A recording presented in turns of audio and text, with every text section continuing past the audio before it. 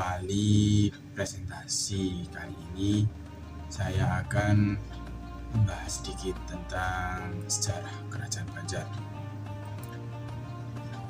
Di akhir abad ke-15, Kalimantan Selatan masih berada di bawah kekuasaan Kerajaan Daha yang dipimpin oleh Raja Sukarama, yakni Raja keempat dari Kerajaan Daha. Kala itu terjadi perebutan tahta antara dua orang anak Raja Sukarama, yaitu Pangeran Mangkubumi dan Pangeran Tumenggung. Akan tetapi Raja Sukarama berwasiat agar penerusnya ialah cucunya, yakni Raden Samudra, anak dari putrinya yaitu Putri Galuh Intansari. Ayah dari Raden Samudra sendiri yaitu Raden Mantrijaya, putra dari Raden Begawan, saudara Maharaja Sukarama. Wasiat Raja Sukarama ini membuat nyawa Raden Samudra terancam karena Pangeran Tumenggung sudah sangat berambisi untuk menjadi penguasa Daha berikutnya. Sadar bahwa keselamatannya terancam, Raden Samudra memilih untuk meninggalkan istana dan menyamar menjadi nelayan di pesisir pantai Serapat. Saat Raden Samudra beranjak dewasa, dia bertemu dengan Patih Mai, yaitu seorang penguasa bandar yang sudah memeluk ajaran agama Islam. Selanjutnya, Patih Masih ini berunding dengan Patih Balit, Patih Balitung, dan Patih Kuin. Hasil perundingan tersebut ialah adanya kesepakatan untuk mengangkat Raden Samudra menjadi Raja Bandar pada tahun 1526. Pengangkatan ini menjadi titik balik perjuangan dari Raden Samudra. Beliau sukses membangun kekuatan politik baru sebagai tandingan untuk mendapatkan haknya sebagai raja di negara Daha. Di sisi lain, Pangeran Tumenggung yang mendengar kabar ada kerajaan baru di Banjarmasin marah besar dan tak mau tinggal diam. Ia pun menyiapkan armada perang dan mengirimnya ke Sungai Barito dan ujung Pulau Lala untuk menyerang Raden Samudra. Untuk menghadapi serangan tersebut, Raden Samudra meminta saran dari Patih Masih, mengingat armada kerajaan Banjar masih belum mampu melawan pasukan Pangeran Tumenggung. Sang Patih kemudian menyarankan kepada Raden Samudra untuk meminta bantuan kepada Kerajaan Demak yang saat itu masih dipimpin oleh Sultan Trenggara. Kerajaan Demak bersedia membantu Kerajaan Banjar asalkan raja beserta rakyatnya bersedia memeluk agama Islam. Raden Samudra pun menyanggupi syarat tersebut dan Kerajaan Demak langsung mengirimkan 1000 pasukan bersenjata serta penghulu bernama Khotib Dayaan untuk mengislamkan masyarakat Banjar. Dengan bantuan tersebut, pasukan Pangeran Tumenggung dapat dikalahkan dan kerajaan Daha jatuh ke tangan Raden Samudra. Sejak saat itu, Kesultanan Banjar berdiri dan daerah-daerah lain mulai tunduk di bawah kuasa Raden Samudra. Sementara Raden Samudra sendiri dianugerahi gelar dengan nama Sultan Suryansah. Berikutnya, peran Kerajaan Banjar dalam menumbuhkan sikap cinta tanah air dan bela negara. Sikap cinta tanah air dan bela negara telah ditunjukkan dari beberapa raja yang pernah menjabat di Kerajaan Banjar ini, di antaranya Sultan Hidayatullah, Pangeran Antasari, Demang Leman, Pangeran Tumenggung, Panglima Wangkang, Panembahan Muhammad Said, dan Sultan Muhammad Seman. Beliau semuanya telah memberikan contoh sikap terhadap cinta tanah air dan bela negara. Contohnya ketika berani dalam mengambil keputusan apapun. Kedua, pantang menyerah dalam menghadapi penjajahan dari bangsa asing. Yang ketiga, mampu berkomunikasi dengan baik dengan kerajaan lain ataupun dengan bangsa asing. Terakhir, mereka semua sangat menjunjung tinggi toleransi baik antar agama, suku, ras, dan lain sebagainya. Dan bukti cinta tanah air mereka untuk Indonesia yaitu mereka tidak tinggal diam akan adanya penjajahan baik dari Belanda, Portugis, Spanyol, dan lain-lain. Yang keterkaitan sejarah Kerajaan Banjar dengan pembentukan sikap cinta tanah air dan bela negara. Hal ini telah ditunjukkan oleh sikap dari beberapa raja yang pernah berkuasa di Kerajaan Banjar, yaitu dari dulu para raja yang berkuasa di Kerajaan Banjar, mereka selalu menanamkan nilai-nilai luhur, nilai-nilai kesopanan baik dalam kehidupan sehari-hari maupun berada di lingkungan istana. Nilai-nilai tersebut yaitu yang pertama, kerjasama baik dalam aspek apapun, ekonomi, politik, transportasi, dan lain-lain. Yang kedua, kerja keras. Mereka dituntut untuk kerja keras untuk memajukan Kerajaan Banjar. Dan yang ketiga, mereka berani dalam hal mengambil keputusan, berani dalam hal perang, dan lain-lain. Yang keempat, toleransi. Mereka sangat menjunjung toleransi, terutama di Kalimantan yang mayoritas penduduknya menganut agama Katolik, Hindu, Buddha, dan lain-lain. Dan yang terakhir,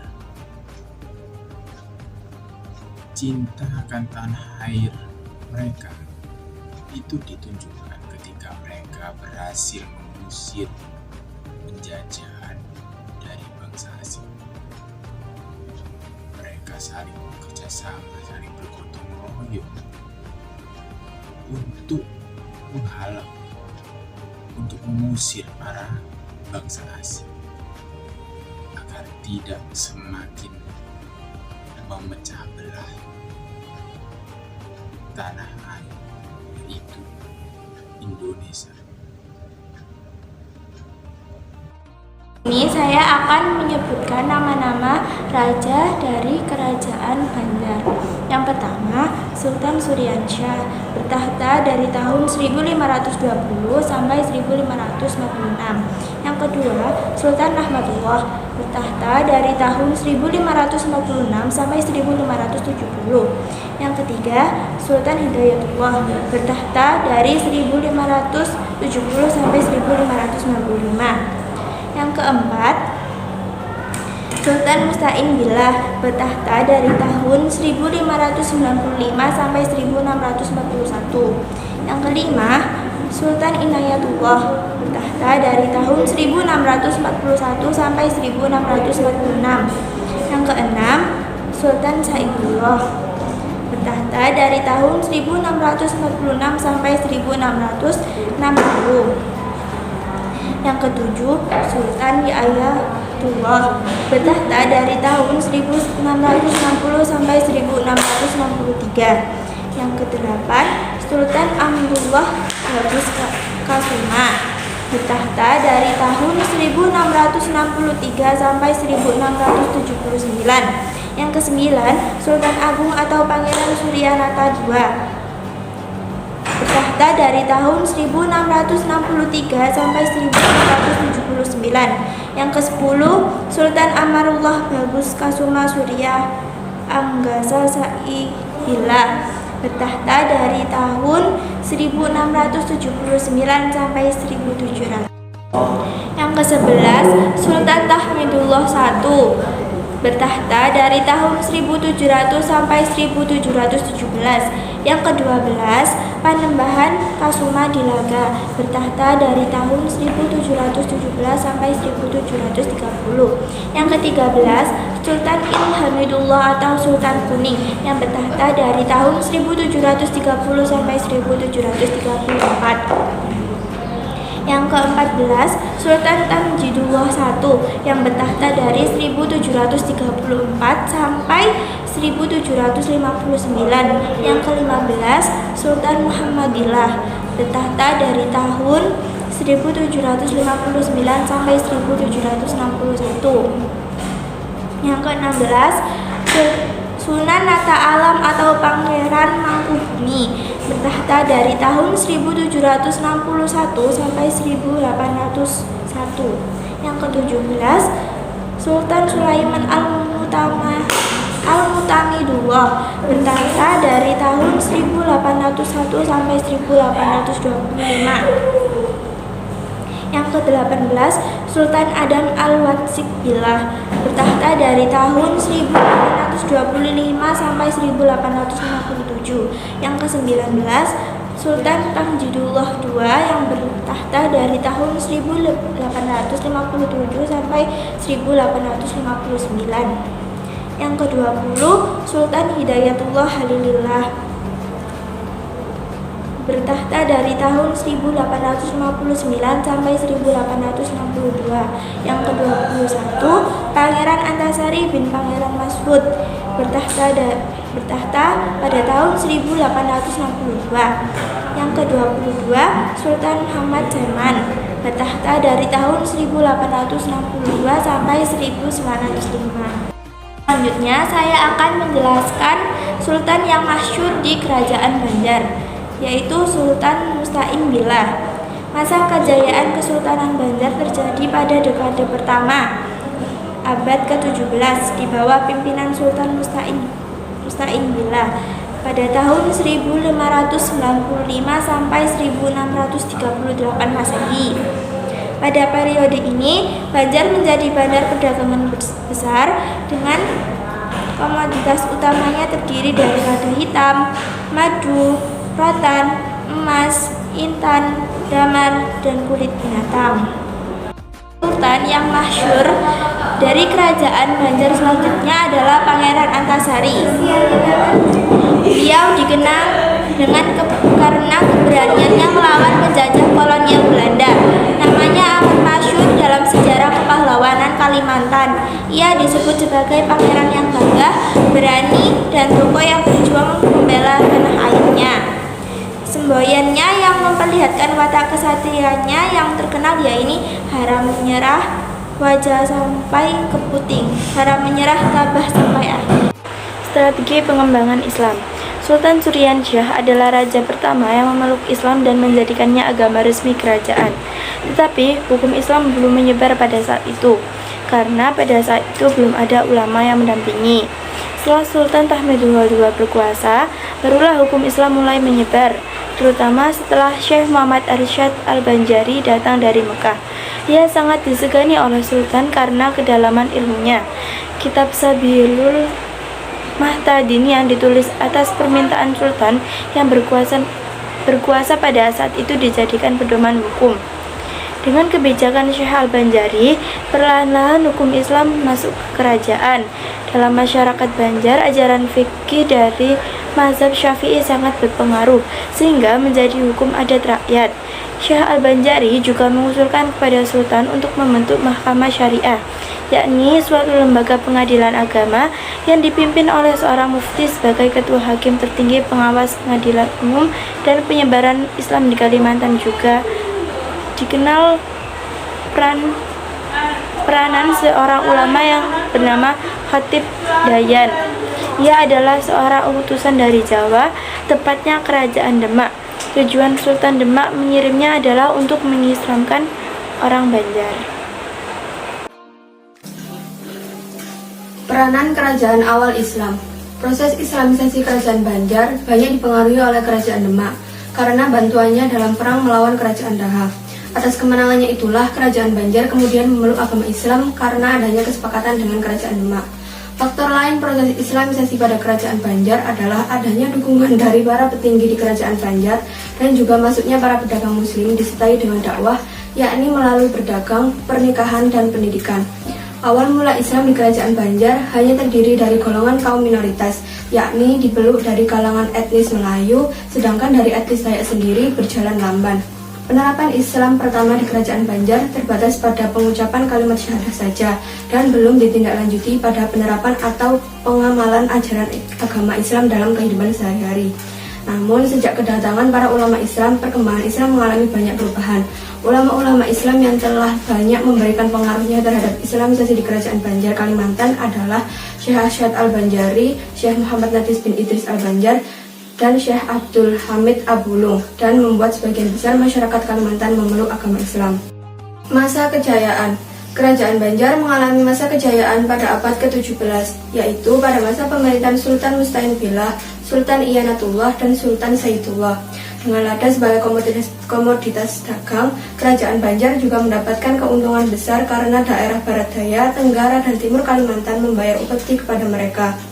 Eksistensi kerajaan Banjar semakin kuat ketika pada tahun 1636 berhasil menaklukkan banyak daerah lain di Borneo, seperti Sambas, Lawai, Sukadana, Kota Waringin, Pambuang, Sampit, Mentawai, Kahayan Hilir, Kahayan Hulu, Kutai, Pasir, Pulau Laut, Satui, Asam-Asam, Kintab, hingga Suarangan. Masa kemunduran. Kehadiran pihak pemerintah Belanda yang ikut campur dalam urusan adat kerajaan adalah bukti bahwa unsur asing yang hadir dalam kerajaan Banjar nantinya akan memunculkan perpecahan di kalangan kerajaan. Keterlibatan unsur asing dalam urusan kerajaan juga merupakan salah satu penyebab utama meletusnya perang antara kerajaan Banjar dengan Belanda.